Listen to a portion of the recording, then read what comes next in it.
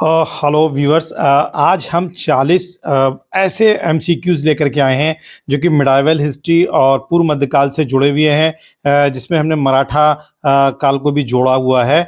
अगर आपने इन 40 प्रश्नों को हल कर लिया तो डेफिनेटली इस खंड से आने वाला कोई भी प्रश्न आपका नहीं छूटेगा, ये गारंटीड है कि ये 40 ऐसे प्रश्न हैं कि पूरे के पूरे सिलेबस को जो है आपके कवर कर लेते हैं।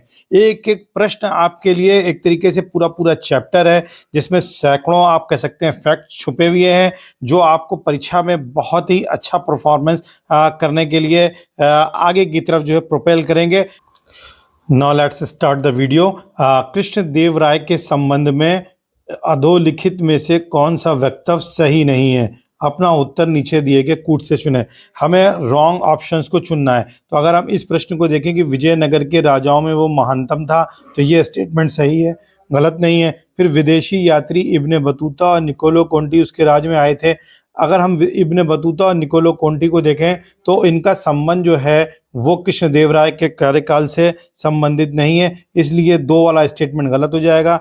और कृष्णदेव राय विद्वान शासक थे, कला और साहित्य का आश्रय दिया, जैसे कि अमुक्ता माल्य जैसी उन्हें रचना रची है, तो ये भी स्टेटमेंट सही हो जाएगा। तीन ऑप्शन। और तालीकोटा के युद्ध में संयुक्त मुस्लिम सेना को पराजित किया था, ये गलत है। तो 2 और 4 गलत हैं, बाकी सही है। तो कौन से वक्तव्य सही नहीं है? 2 और 4 जहां पे दे रखा है, ये बी ऑप्शन इसका सही हो जाएगा। नेक्स्ट प्रश्न की तरफ चलते हैं, बहुत ही इंपॉर्टेंट है।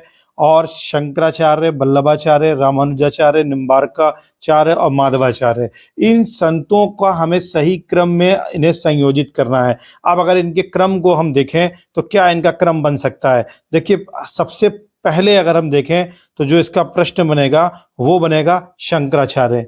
आप शंकराचार्य से शुरू कर सकते हैं, और अभी शंकराचार्यों से संबंधित चर्चा भी रही है, तो शंकराचार्य पहले हो जाएंगे। तो 2 ऑप्शन कहाँ दे रखा है? 2 ऑप्शन सी में दे रखा है, तो आप यहीं पे एलिमिनेट कर सकते हैं और सी ऑप्शन को पकड़ सकते हैं। और फिर तीसरा ऑप्शन रामानुजाचार्य हैं, फिर उसके बाद जो है माधवाचार्य हैं, फिर निम्बार्का हैं, और वल्लभाचार्य सबसे अंतिम है। तो आप इस तरीके से ध्यान रख सकते हैं कि वल्लभाचार्य, अगर ये पांचों संत आ जाएं तो आपको ध्यान रखना है कि वल्लभाचार्य, शंकराचार्य, रामानुजाचार्य, निम्बार्काचार्य और माधवाचार्य में पहले शंकराचार्य हैं और अंतिम जो है कौन है? वल्लभाचार्य हैं। तो अगर आप इस तरीके से देखेंगे तो कहीं ना कहीं आपको ऑप्शन एलिमिनेट करने पर मिल जाएगा। नेक्स्ट प्रश्न की तरफ चलते हैं। निम्नलिखित स्मारकों का सही काल क्रमानुक्रम क्या है? उस कूट से इसको चुनना है। अब अगर हम देखें इसका सही कालक्रम, अढ़ाई दिन का झोपड़ा, फिर दीन पन्हा, फिर बुलंद दरवाजा, फिर अलाई दरवाजा। अब अगर हम देखें तो सबसे पहले ये अलाई दरवाजा, ये जो है सल्तनत काल का या तुर्क पीरियड का आप कह सकते हैं, ठीक है ना। इसी तरीके से दीन पन्हा, अढ़ाई दिन का झोपड़ा, और ये मुगल कालीन इमारत है। तो पहले आप इसी को पकड़ लीजिए, 3 ऑप्शन जहां दे रखा है। तो अब बी या डी ऑप्शन 2 में से कोई एक सही होगा। अब लेकिन यहाँ पर हमको देखना है कि अढ़ाई दिन का झोपड़ा ये पहले बना है, तो यहाँ ये भी दे रखा है। अब दीन पन्हा और अलाई दरवाजा, तो अगर आप इसको देखेंगे तो पहले कौन बना होगा? तो सबसे पहले अढ़ाई दिन का झोपड़ा बना है, फिर दीन पन्हा बना है, फिर जो है अलाई दरवाजा बना है, फिर इसके बाद जो है आपका दीन पन्हा है, और सबसे आखिर में बुलंद दरवाजा है। तो डी ऑप्शन इसका जो है सही हो जाएगा। नेक्स्ट स्लाइड की तरफ चलते हैं। महाराष्ट्र के निम्नलिखित संतों का सही कालक्रम। अब देखिए, ये 4 महत्वपूर्ण संत हैं, इनसे जुड़े हुए प्रश्न हमेशा किसी भी परीक्षा में आते हैं। तो एकनाथ, रामदास, तुकाराम और नामदेव। अब इनको आपको कालक्रम में जो है क्या करना है? लगाना है। अब पहला आप देखिए कि सबसे पहले संत कौन से हैं, और सबसे आखिरी संत अगर आपको मालूम हो जाए तो निश्चित रूप से आपके लिए लगाना आसान हो जाएगा। देखिए, सबसे पहले तो नामदेव हैं। अब सबसे पहले नामदेव हैं, तो इनको कालक्रम में लगाना है। तो पहले काल 4 में ये दे रखा है, या तो बी सही होगा या डी सही होगा। लेकिन सबसे आखिर को अगर देखें तो रामदास, गुरु रामदास किसके गुरु थे? शिवाजी के थे। तो अब आप यहीं से इसको एलिमिनेट कर दीजिए, ये आपका डी वाला ऑप्शन सही हो जाएगा। इसके बाद नामदेव के बाद एकनाथ, एकनाथ के बाद तुकाराम, और तुकाराम के बाद रामदास। तो ये आपका डी ऑप्शन सही हो जाएगा, यही आपका सही आंसर है। अकबर की मनसबदारी व्यवस्था के संबंध में निम्नलिखित वक्तव्यों में कौन सा सही नहीं है? हमें रॉन्ग स्टेटमेंट को चुनना है। तो यहाँ पर 4 ऑप्शन दे रखे हैं। मनसबदार शब्द का प्रयोग राजस्व अधिकारियों के लिए किया जाता था, नहीं, ये रॉन्ग है। राजस्व अधिकारियों के लिए नहीं बल्कि प्रशासनिक सैन अधिकारियों का जो एकीकरण किया गया था, उसके माध्यम से ये राजा के लिए मनसबदार शब्द का प्रयोग होता था और ये एक प्रकार से रैंक था उनका। फिर जात और सवार की संख्या से मनसबदारों की श्रेणी का निर्धारण होता था, ये सही है। फिर मनसब का विभाजन 13 श्रेणियों में किया गया था, ये भी सही है। मनसब अनुवांशिक आधार पर दिया जाता था, नहीं, इनका स्थानांतरण होता था, मनसब का स्थानांतरण होता था। तो आपको कौन कौन से इसमें रॉन्ग ऑप्शन हो जाएंगे, एक तो 4 वाला और 1 वाला, तो डी ऑप्शन आपका गलत हो जाएगा। नेक्स्ट प्रश्न की तरफ चलते हैं। नीचे 2 वक्तव्य दिए गए हैं और इन 2 वक्तव्यों में एक को कथन ए और दूसरे को कारण आर कहा गया है। जहांगीर ने गुरु अर्जुन देव को मृत्युदंड दिया, ये कथन दे रखा है। सिख गुरु ने विद्रोही खुसरो का समर्थन दिया था। अब देखिए, हमको ये देखना होता है कथन और कारण में कि जो कथन दिया गया है वो उसके कारण में है कि नहीं है। जैसे जहांगीर ने गुरुदेव को मृत्युदंड दिया था क्योंकि सिख गुरु ने विद्रोही खुसरो को समर्थन दिया था। अब अगर ये स्टेटमेंट एक रिलेट हो रहा है तो आप निश्चित रूप से देखेंगे कि ये सही होगा। तो यहाँ पर सही है क्योंकि खुसरो को समर्थन दिया था, उन्हें आश्रय भी दिया था। तो यहाँ पर ए और आर दोनों सही है और ए की सही व्याख्या आर है, ए ऑप्शन सही हो जाएगा। नेक्स्ट प्रश्न चलते हैं, बहुत इंपॉर्टेंट प्रश्न है। एक एक प्रश्न इतने इंपॉर्टेंट है कि आपको परीक्षा में जब जाएंगे तो इतना कॉन्फिडेंस रहेगा कि डेफिनेटली आप जो है कई सारे प्रश्न जो है मिडाइवल पीरियड के हैं जो आपको टफ लगते हैं वो सब की सब सीधे सीधे आपको ये क्लियर हो जाएंगे। अगर हम इस प्रश्न की बात करें तो इसमें फरवरी 1658 में क्या हुआ था कि बहादुरगढ़ का युद्ध हुआ था और फिर अप्रैल 1658 में क्या हुआ, धर्मत का युद्ध हुआ था और फिर 1658 में जून में जो है ये आपका सामूगढ़ का हुआ और सबसे लास्ट में देवरई हुआ था। तो देवरई डी का 4 होना चाहिए, यहाँ पे 2 जगह दे रखा है। तो यहाँ पर आपका आंसर क्या हो जाएगा, ए का 3 है, तो बी ऑप्शन आपका सही हो जाएगा। ये वाला आंसर सही है, इसको रट लीजिए। ये प्रश्न कई बार मैच करने के लिए आ जाता है और कभी कभी जो है सीधे भी प्रश्न पूछ लिया जाता है। फिर पुरंदर की संधि 1665 कौन सत्य नहीं है, हमें रॉन्ग स्टेटमेंट को चुनना है। शिवाजी को 35 में से 23 किले मुगलों को देने पड़े, ये स्टेटमेंट सही है कि रॉन्ग है? ये स्टेटमेंट सही है कि रॉन्ग है? सही है, क्योंकि 35 किले थे जिसमें 23 किले देने पड़े थे पुरंदर की संधि के तहत। संभाजी को मुगल सेना में उपस्थित होना था, ये स्टेटमेंट भी सही है। संभाजी को 5000 का मनसब प्रदान किया गया, ये भी सही है। शिवाजी को दक्षिणी अभियानों में मुगल सेनापतियों का सहयोग नहीं करना था, सहयोग करना था, ये स्टेटमेंट गलत हो जाएगा। तो आपका डी आंसर जो है सही हो जाएगा। नेक्स्ट प्रश्न चलते हैं। सूची 1 को सूची 2 से हमको मिलान करना है। अब काजीउल कुजात क्या होता था, तो ए को तो 4 से सीधे मिला दीजिए न्याय प्रशासन से। कहीं 4 दे रखा है ए में 4, तो सी आंसर इसका जो है 10वें का आपका सही हो जाएगा। बाकी आप जो है मिला लीजिए। बी का आंसर 3 है, तो मुहतसिब ये आपका न्याय जनता का सदाचार का निरीक्षण करता था। फिर दीवाने कुल जो है वो राजस्व हो गया। मीर बख्शी जो है सैन्य संगठन का था, तो ये भी आपका क्लियर हो गया। फिर यहाँ सूची 1 और 2 को मिलान करना है। एक तरफ चित्रकार दे रखे हैं, दूसरी तरफ चित्र शैली दे रखी है। अब हमको ये आंसर देखना है कि इन दोनों में कौन सा सही है। तो बसावन कौन था, ईरानी चित्र शैली में करता था मंसूर, मीर सैयद अली और मिस्कीन। आप इन चारों प्रश्नों को अगर देखेंगे तो बसावन जो है वो ईरानी चित्र शैली में बनाता था। मंसूर जो है वनस्पति जीव जंतु में प्रसिद्ध था। मीर सैयद अली जो है, मीर सैयद अली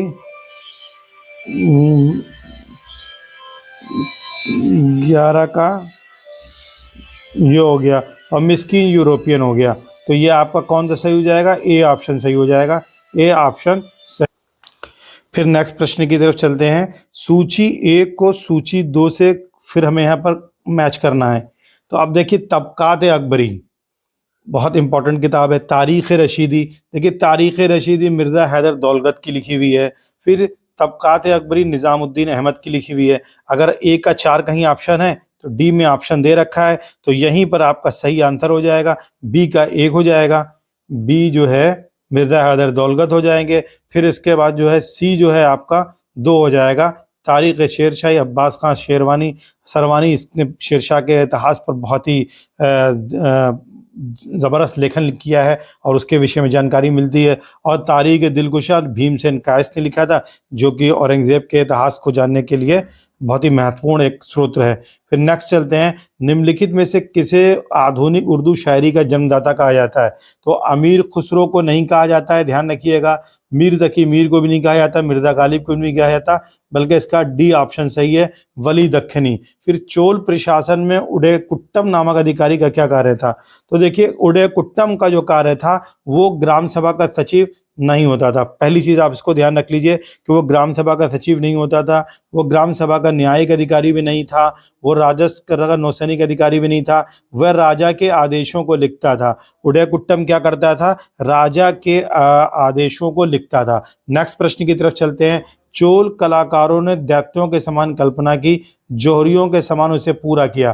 कर्नल टॉड, इनका कार्य राजपूत इतिहास के ऊपर है। सर जॉन मार्शल, सिंधु घाटी सभ्यता है। पर्थी ब्राउन का संबंध नहीं है, बल्कि ये फर्गूसन ने जो है ये कहा है कि चोल कलाकारों ने दैत्यों के समान कल्पना की और जोहरियों के समान उसे पूरा किया। फिर ये हमारा पास सूची का दूसरा प्रश्न आ गया। सूची 1 को सूची 2 से जो है मिलाना है। तो यहाँ राजवंश दे रखे हैं, यहाँ राजधानी दे रखी है। तो गुजरात की अनहिलवाड़ हो जाएगी, मालवा के परमार धारा, यहाँ पे देख लीजिए, ए का जो है आपका 2 हो जाएगा, सी का जो है आपका 4 हो जाएगा, ए का 2, सी का 4, और इसी तरह शाकंभरी के चामान जो है ये अजमेर हो जाएगा, यानी 3 हो जाएगा, अजमेर हो जाएगा, और कलचुरी के चेदी के कलचुरी ये आपका यहाँ मिल जाएगा। तो अब इसको आप आंसर करके मिला लीजिए, क्या हो जाएगा? शाकंभरी के चामान अजमेर, डी का 3 ये वाला हो जाएगा मेरे ख्याल से। गुजरात जो है 2 हो जाएगा, चेदी के कलचुरी ये हो जाएगा। ठीक, नेक्स्ट प्रश्न की तरफ चलते हैं। ज़ैनुल आबिदीन शाह जिसने गौ हत्या निषिद्ध कर दी, कहाँ का शासक था? बहुत ही पेट प्रश्न है, आयोग का, यूपीपीसीएस का में प्रश्न पूछा गया है, आरओ में भी आया है ये प्रश्न, और इसका सही उत्तर आपको मालूम होना चाहिए, कश्मीर है। फिर नेक्स्ट चलते हैं, महमूद गजनवी के आक्रमण के समय हिंदू शाही राज की राजधानी कहाँ थी? तो पेशावर नहीं थी, ध्यान रखिएगा, उदभांडपुर थी, और यही इसका सही आंसर है। फिर नेक्स्ट प्रश्न की तरफ चलते हैं, निम्नलिखित मुस्लिम विजेताओं में किसने अपनी सेना में हिंदुओं को नियुक्त किया था? तो किसने अपनी सेना में हिंदुओं को नियुक्त किया था, इस चीज को आप ध्यान में रखिएगा, महमूद गजनवी ने ही किया था। और लक्ष्मण नाम का संभवतः एक सेना नायक महमूद गजनवी की सेना में था। एक फैक्ट हम बाद में देख के कमेंट कर देंगे, लक्ष्मण नाम का ही था। फिर 20वें संस्कृत स्रोतों से संग्रहित तिब्य सिकंदरी का विषय क्या था? तो तिब्य सिकंदरी जो है ये ज्योतिषी से नहीं है, संगीत से नहीं है, दर्शन से नहीं है, आयुर्विज्ञान से है। ये महत्वपूर्ण प्रश्न है, इसको कई बार आया है। प्रबोध चंद्रोदय का लेखक श्री कृष्ण मिश्र संबंधित था। अब किससे संबंधित था? हमने अपने वीडियोस में इसको बताया था, जब हम पूर्व मध्यकाल से जुड़े हुए हमने कुछ वीडियोस अपलोड किए थे, और उसके माध्यम से अगर आपने उन वीडियो को देखा होगा तो निश्चित रूप से आपको क्लियर होगा। ये प्रश्न जो है वो चंदेलों से जुड़ा हुआ है, और इसका सही उत्तर सी हो जाएगा। फिर निम्नलिखित सूफी शाखाओं 2 ने 17वीं शताब्दी में भारतीय इस्लाम को पुनर्जीवन प्रदान किया। तो एक तो नक्शबंदिया था सिलसिला, और दूसरा सोहरावर्दिया था। यह महत्वपूर्ण प्रश्न है, और इसका उत्तर 2, 3 जहां पर हो तो बी ऑप्शन लगा लीजिए। फिर नेक्स्ट प्रश्न की तरफ चलते हैं, गोविंद किसके गुरु थे? कमेंट करके आप हमको बता सकते हैं, तो बताइए गोविंद किसके गुरु थे? तो गोविंद जो है शंकराचार्य के गुरु थे। ये इंपॉर्टेंट प्रश्न है, देख लीजिएगा। शंकराचार्य की भेंट कुमारिल से कहाँ हुई थी? तो उज्जैन, कांची, वाराणसी, प्रयाग में हुई थी। ये इंपॉर्टेंट है। फिर मदरसा मुइज़्ज़ी का निर्माण किसने कराया था? तो मदरसा मुइज़्ज़ी इल्तुतमिश ने कराया था, ताकि वीडियो छोटा रहे, आपको क्लियर हो जाए। और भारत अरब नहीं है, इसे दारुल इस्लाम में परिवर्तित करना व्यवहारिक रूप से संभव नहीं है। ये किस शासक का वक्तव्य है? तो ये जो है इल्तुतमिश का ही वक्तव्य है, ए ऑप्शन सही है। फिर नीचे 2 वक्तव्य दिए गए हैं, एक को कथन और दूसरे को कारण कहा गया है। बलबन ने राजत्व के सिद्धांत को परिभाषित किया, ये स्टेटमेंट सही है। वह ताज की प्रतिष्ठा में वृद्धि करना चाहता था, ये भी सही है। तो ए और आर दोनों सही हैं, और एक ही सही व्याख्या है। क्यों? क्योंकि देखिए, जो तुर्कान चहलगानी था, जो 40 जिसकी स्थापना इल्तुतमिश ने की थी, अभी जिस तरीके से बार बार राजाओं का परिवर्तन किया जा रहा था अमीरों के द्वारा, फिर जिस तरीके से रजिया सुल्ताना की हत्या हुई, और फिर उसके बाद बलबन जब देखते हैं कि वो बन करके सुल्तान बनता है, तो निश्चित रूप से उसके सामने ये समस्याएं थी। इसीलिए उसने राजत्व को परिभाषित किया और राजत्व की एक नई अवधारणा लेके आया, जो कि रक्त और लौह से संबंधित थी, क्योंकि उसका उद्देश्य क्या था, ताज की प्रतिष्ठा में वृद्धि करना चाहता था। इसके लिए उसने कई उपाधियां भी ली थी। कमेंट करके आप हमको बताएं कि उसने कौन कौन सी उपाधियां धारण की थी, क्योंकि उससे जुड़े प्रश्न भी जो है परीक्षा में पूछे जाते हैं। चित्तौड़ का नाम बदलकर खिजराबाद किसने रखा था? तो चित्तौड़ का नाम बदलकर खिसराबाद रखा था अलाउद्दीन खिलजी ने। नेक्स्ट, मोहम्मद तुगलक, बहुत इंपॉर्टेंट प्रश्न है। मोहम्मद तुगलक ने निम्न 4 योजनाएं प्रारंभ की थी। तो निम्न 4 योजनाएं कौन कौन सी प्रारंभ की थी? एक तो राजधानी परिवर्तन किया था, दोआब में राजस्व वृद्धि, खुरासान अभियान, सांकेतिक मुद्रा। और इसका इनको सही कालक्रम में लगाना है। तो पहला तो राजधानी परिवर्तन है, यहाँ पर इन्हीं 2 में सही होगा पहले। फिर उसके बाद दोआब में राजस्व वृद्धि, ये भी सही है। इसके बाद जो आपका है सांकेतिक मुद्रा पहले है और खुरासान अभियान लास्ट में है, तो ये सी ऑप्शन सही हो जाएगा। हमेशा ध्यान रखें कि जब मोहम्मद तुगलक की योजनाओं को क्रम में लगाने में आए, तो राजधानी परिवर्तन और दोआब में राजस्व वृद्धि, ये दोनों साथ साथ हुए हैं। सांकेतिक मुद्रा पहले है, खुरासान अभियान जो है बाद में है। फिर फिरोज शाह तुगलक ने उपज का 1/10 भू राजस्व वसूल किया। किस भूमि से? उश्र भूमि से किया था, उश्र भूमि से किया था। नेक्स्ट, नीचे 2 वक्तव्य दिए गए, कथन और कारण। अलाउद्दीन ने सीरी दुर्ग निर्मित कराया, ये भी स्टेटमेंट सही है। वे मंगोलों से दिल्ली को सुरक्षित रखना चाहते, ये भी सही है। तो इसका ए ऑप्शन सही हो जाएगा। क्यों? क्योंकि उस समय मंगोलों के कई सारे आक्रमण हो रहे थे। अगर हम अलाउद्दीन खिलजी के समय में देखें, और इल्तुतमिश के समय से ही, जब चंगेज खां भारत की सीमा पर आ गया था, उस समय से ही भारत पर मंगोलों को आक्रमण का खतरा बना हुआ था। फिर बलबन ने इस दिशा में कार्य किए, उसने पुराने किलों वगैरह की मरम्मत करा करके पश्चिमी सीमा को सुरक्षित करने का प्रयास किया था। और बाद में अलाउद्दीन खिलजी का खास करके एक विशेष सेनानायक जफर था, जिसने मंगोलों के विरुद्ध विशेष अभियान किए थे। तो कुल मिलाकर के ये ए और आर दोनों की सही है, और ए आर की सही व्याख्या करता है। सूची 1 को सूची 2 से सुमेलित कर कूट से अपना सही उत्तर चुनिए। अब देखिए यहाँ पर किताबें और उनके राइटर्स के नाम दे रखे हैं। फुतुहात-ए-सलातीन, ये बहुत ही इंपॉर्टेंट पुस्तक है मध्यकाल की, इसामी ने लिखी है। फिर फुतुहात-ए-फिरोज शाह, ये जो है फिरोज शाह तुगलक की है। फिर तारीख़-ए-फिरोज शाह ज़ियाउद्दीन बर्नी ने लिखी है। और ख़ज़ाइन-उल-फुतूह जो है अमीर खुसरो की है। तो अब यहाँ पर आप इसको मिला लें, ए का 2, बी का 1, सी का 4 और डी का 3, ये ए ऑप्शन इसका सही हो जाएगा। नेक्स्ट प्रश्न की तरफ चलते। निम्नलिखित में से कौन सा युग में सही सुमेलित है? अब देखिए क्लियरली ये अलाउद्दीन खिलजी, सीरी अलाउद्दीन खिलजी, ये दोनों आपके 1000 सुतून, ये भी अलाउद्दीन खिलजी का है, तो ये दोनों आपके गलत हो जाएंगे। तो कौन कौन सा कूट से सही चुनना है, सही सुमेलित है? तो 1 और 2 सही है, ए ऑप्शन 33 का सही हो जाएगा। नेक्स्ट, निम्नलिखित में किसकी रचना अमीर खुसरो ने नहीं की थी? तो ख़ज़ाइन-उल-फुतूह, तारीख़-ए-इलाही, तुग़लक़नामा, ताजुल मासिर। ताजुल मासिर की रचना हसन निज़ामी ने की थी। बस ये डी ऑप्शन ध्यान रखिएगा। निम्नलिखित में से किसने विजयनगर साम्राज्य के बारे में विस्तृत विवरण दिया है? तो अल-बरूनी ने दिया है, वास्को डी गामा ने दिया है, अमरखुन ने, फरनाओ नुनीज ने दिया है। ये इंपॉर्टेंट प्रश्न है, इसको देख लीजिएगा। अल-बरूनी के अनुसार कुषाणों के उत्तराधिकारी कौन थे जिन्होंने 10वीं 11वीं सदी में उत्तर भारत पर शासन किया था? तो बस इसको ध्यान रख लीजिए, हिंदू शाही राज्य था। ये था विजयनगर साम्राज्य की स्थापना का मुख्य उद्देश्य क्या था? तो विजयनगर साम्राज्य की स्थापना का मुख्य उद्देश्य एक शक्तिशाली हिंदू राज्य की स्थापना करना था। यही इसका सही आंसर है। चालाक अफगान बताकर बाबर ने हुमायूं को किसके प्रति सचेत किया था? तो शेर खां। ये सब सीधे सीधे रट लीजिए। फिर किस मुगल शासक के अधीन मनसबदारों की संख्या 33%? कुल मनसबदारों को 1/3 भाग थी, तो इसका उत्तर बिल्कुल औरंगजेब है।